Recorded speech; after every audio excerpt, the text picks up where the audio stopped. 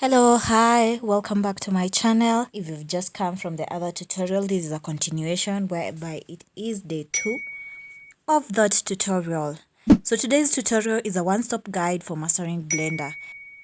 In today's tutorial, we are going to be making sure that our preferences are set correctly so that we can have a good Blender environment that will ensure smooth sailing of our tutorial. So we are going to adjust some settings. After that, we are going to work on selection. We are going to learn different ways of doing selections. We're also going to learn how to add objects. Under the adding objects, we're going to have some sub-properties which are involved in the process of adding objects. And then later on, we're going to create a simple, really simple furniture that we're going to pick up from Pinterest, and then I'll leave you with an assignment. Let us first start by going over yesterday's tutorial. I left you with a couple of assignments whereby I said, move your object, that is using G, scale your object, rotate your object, add a viewport, delete everything that is on the viewport, delete the box, so delete the camera, delete the light. Next, we're going to go over editing of preferences. We're going to go to the top right there at the file menu where it says edit. You're going to open up edit. Once you scroll to the bottom, you're going to find a part says preferences. Once you go to the preferences, you're going to click the key map section right here. Under that, select width, and you're going to adjust that. If your default is left click, please set it to right click. We are going to go to adjusting our undo history. So we are going to go to undo history settings. Here you will witness that by default we have 32 steps. You're going to increase this to a lot of steps, maybe 125. This enables you to go back on your mistakes multiple times. When adding an object, it always appears where the cursor is. So if I move my cursor here, it appears here. If I move my cursor here, it appears here. If I move my cursor here, it appears here. If I move my cursor here, it appears here. You're getting the gist? To bring my cursor to the middle, I'm going to use Shift plus S. Shift plus S enables you to bring up the cursor menu where you can click cursor to origin. This brings the cursor to the middle of the viewport, which is known as the world origin. So, on to the next part. To add an object, there's two ways to add objects. You can go to the top where you will see the word add, and here you will be provided with all the options of all the objects that you can add. Alternatively, you can click the shortcut Shift plus A.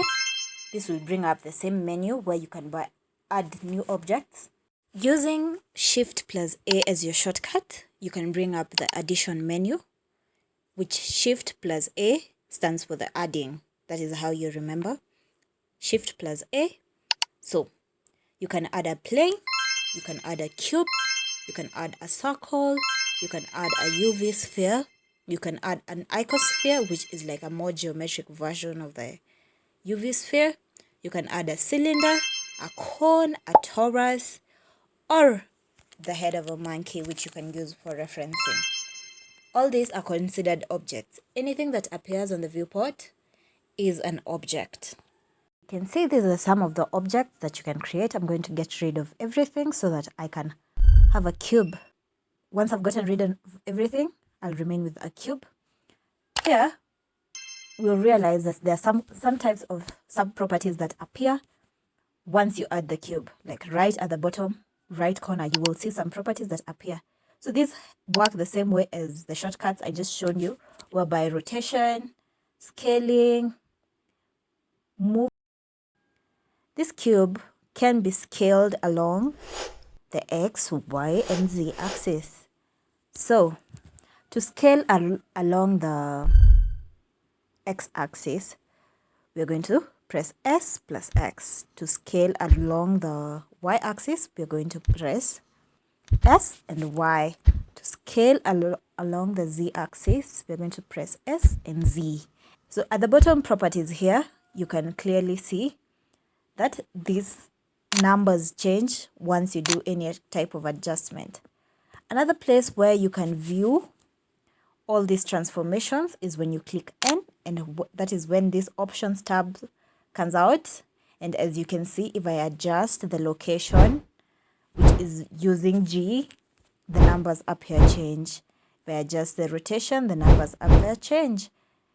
To enable you to set dimensions whereby you have a required set of measurements, you can use this dimensions part, whereby if I want the z-axis to be like a 5, if I want the x-axis to be like a 5, the y-axis to be a 3, the z-axis to be a 2, I will change that over here. That will create the scales. All these location, rotation, and scaling can be locked, and you'd use this padlock icon that is located right here, right next to these measurements. To bring out this options tab, you press N. To take it back, you use N. N, N, N, N. So let us get rid of everything on the viewport so that we can look at other sub-properties. We are going to use a cylinder this time so that I can explain better what it is we are going to do. So once you've added the cylinder to the scene, you will see that these parts show up. Through here where it says vertices, you can increase and decrease and see how that affects your mesh. So 2, 3, 30. This radius is used to adjust sizes, which you can do on your viewport, just like the same way it works on the cube. The depth works for the height, and then all the other factors, including location, rotation, and scale, show up on the N tab. You've seen where you adjust the vertices. In the event that I create another cylinder in the same viewport, it will bring to me an exact replica of my last setting from the previous cylinder, and that is where you adjust the vertices to take it back to normal, say 32. Now you have a similar cylinder. To isolate a single object in your viewport, you're going to use the stroke, tap your object, stroke. To duplicate an object, you're going to use Shift plus D. D to mean duplicate, D to mean double. So tap your object, Shift D. Tap your object, Shift double. Doubling, duplicating, however you want to call it. That is how you do it using Shift D. So to select multiple objects, you're going to use Shift, hold down Shift and select your object. So Shift, tap, Shift, right click, Shift, right click, Shift, right click. To the object that is in yellow is called an active object, and we're going to cover what that means in future tutorials, but right now I want you to know that in each multiple selection, the object that shows up in yellow is the active object, and all the others are known as the dormant objects. You can use box select using Shift plus B. This is to mean that you've created the B to selected everything that you have shown in the box. So you're going to left drag your mouse, and that means that you've box selected. Another selection is the inverted selection. So you see how I've selected everything and left this one out. To be able to select it and unselect all that I have created, I will use Control I, that is inverse. You can find all the selections at the top here where it says select, and you'll find multiple versions. Using C, you can use circle select. Circle select means that C, you're creating the circle. Anything tapped by the circle, it is being selected. That is how circle selects works. So say you have two objects and you want them to become one object, like say a pipe from these two cylinders. You're going to move it under it, select both of them, and press Control J. Control J to mean join these objects. Join these objects. And this makes it one object whereby you can scale, rotate, and do whatever to it. And yeah, it acts as one object. So now I'm going to clear my viewport. and we're going to create a simple object, a simple furniture. Now that we have a clean viewport, we're going to just put our cursor here, move it to the y-axis so that we can add a reference image. This is going to take you to your documents where you will select a folder, a JPEG file. This is going to take you to your documents where you'll select a JPEG file, and it will appear where the cursor has been.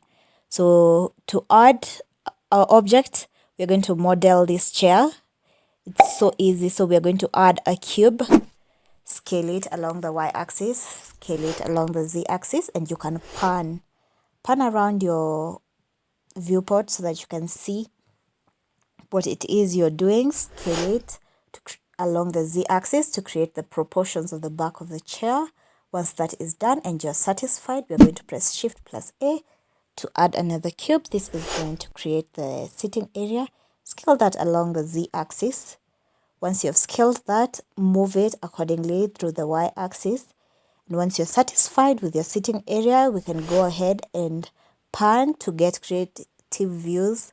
See whether this fits, see whether this replicates your chair. Next, we are going to press Shift A to add a cube. Now we are modeling the legs. We're going to scale it along the x-axis. Adjust until you have like decent proportions for the feet. Then once you have decent proportions, we're going to move that along the z-axis until it is in the position whereby you feel like that is exactly where the legs of the chair have been placed. Move this along the x-axis by duplicating it. This creates the other foot. This creates the other piece of the leg. Adjust the proportions and the locations for all your factors, and voila, you have a chair. If you found this video helpful, I would like to encourage you to go to Pinterest and just search easy furniture projects or DIY furniture. This will bring for you easy furnitures which you can load up to your Blender portal. And once you do that, practice and create easy furnitures. As we see each other in the next tutorial, I expect you to have created a furniture. Great job! You've learned the fundamentals of Blender today. I hope to see you in tomorrow's tutorial where we are going to enter into edit mode and learn about all the factors that are there. Thank you. If you've enjoyed this video, hit like, hit subscribe for more Blender tutorials. Leave a comment below if you have any questions or suggestions for future videos. That is it for today's tutorial. Remember to practice the techniques and get comfortable with the Blender interface. Thank you, and have a lovely rest of your day.